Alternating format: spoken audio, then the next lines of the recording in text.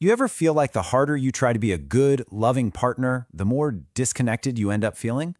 Well, today we're going to get into the hidden beliefs, these little thought patterns that so many of us think are signs of love, but are actually kind of secretly weakening our most important connections. So let's just start with a really provocative question right off the bat. What if some of our most well-intentioned acts of kindness are actually based on a total misunderstanding of what a healthy relationship even looks like? It's a challenging thought, for sure, but stick with me, because it could change everything. You see, the problem often starts way back when we're young. A lot of us just don't grow up with a clear model for what a secure, healthy relationship is supposed to be. And in that vacuum, it's not just that we miss out on learning the right things, we often end up internalizing the wrong things. We start to see these insecure, even codependent patterns and think, yep, that's what love is.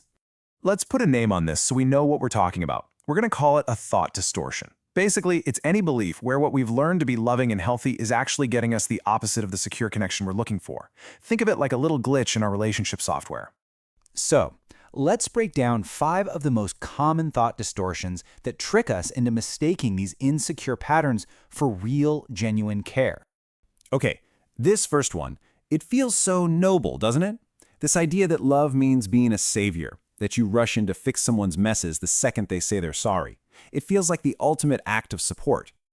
But here's the thing, that emotional pain for messing up, it has a purpose. It's how we learn our limits. And when we constantly save someone from the fallout of their own actions, we're actually robbing them of the chance to learn and grow. A secure view isn't about leaving them high and dry. It's about supporting them while they clean up their own mess. That's how they truly learn. Oh, this one is all about protecting the other person's feelings, right? We tell ourselves, well, they didn't intend to hurt me, so if I bring it up, that's just mean. We end up prioritizing their perceived innocence over our own actual experience of being hurt. But let's reframe this. Hiding your hurt isn't actually kind. It's like letting someone think a drink is not alcoholic when it's not. You're basically warping their reality. The truly kind thing to do is to give them accurate information about how their actions landed on you. I mean, that's the only way they can ever learn to be a better partner. This next distortion, oh man, it's all about this idea that to be close, you have to be the same. That intimacy is built on total agreement. So what do? We start hiding the parts of ourselves that are different, our opinions, our hobbies, even our values, because we're terrified those differences will create distance. And this just shows the paradox so perfectly. Sure, some similarity is great, but it's our differences that create attraction and keep a relationship interesting and dynamic. When we pretend to be someone we're not, we're offering a false promise. Secure love isn't afraid of difference. It actually values it as a source of growth and intrigue. For anyone out there with an anxious attachment style, this one probably hits pretty close to home. It's that feeling that any conflict or a little bit of distance is a 5-alarm fire, and the instinct is to fix it now, to apologize for things you're not even sorry for, just to get back to that feeling of being connected. The secure view, though, it actually builds a much stronger bond. A secure relationship sees these moments of disconnection not as an emergency, but as an opportunity. It's a chance to pull back, check in with yourself, and then come back together with a way deeper understanding of each other's boundaries and needs. Suddenly, conflict becomes a part of building intimacy, not the end of it. This last one is subtle. It's when we decide in our own minds that our partner just isn't capable of something, like maybe they're not emotionally mature, or they just can't handle feedback. So we resign ourselves to working around them, and we end up doing like 200% of the emotional labor.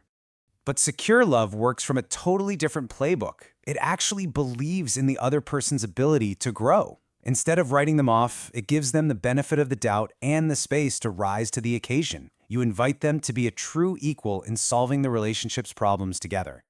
So, if those are the distortions, what's the antidote? Well, it all comes down to one really powerful concept, the kindness of truth. This is the key skill we have to build. Honest communication isn't about blaming or criticizing. It's not about telling someone they're a monster. It is simply the art of sharing what is actually happening inside of you clearly and without aggression. Okay, so how do we actually do this? Let's get super practical and look at a simple framework for having these honest conversations. It really just comes down to these 3 steps. First, just notice what you're feeling. Is it defensiveness, resentment, discomfort? Then, second, state the impact their specific action or tone had on you. And third, and this is so important, frame the whole conversation around your desire for connection. You're bringing this up because you want to be close. So here's what that might sound like in a moment. See? It's not an accusation. It's like a weather report from your inner world. You're just giving them information. When this thing happened, I started feeling this. It invites them to collaborate with you instead of starting a fight. And here's another really powerful script. This is proactive. You're getting ahead of a feeling before it poisons everything, and you're clearly stating your goal, connection. This kind of language just makes it so much safer for the other person to actually listen and engage with you. When we start to replace our old thought distortions with this kind of honest communication, we start to move away from that codependency and toward building a truly secure bond. And this is what that actually looks like. It's a relationship that's built on a foundation of honesty and respect. It's a dynamic where both people are allowed to be imperfect, where differences are celebrated, where conflict actually leads to deeper intimacy, and, most importantly, where neither person has to erase themselves just to keep the peace. So here's the bottom line. For years, you might have believed that love meant self-abandonment, that you had to shrink or hide parts of yourself to be loved. But a secure, lasting love, it asks for the exact opposite. It doesn't want some watered-down version of you. It requires your full, honest self.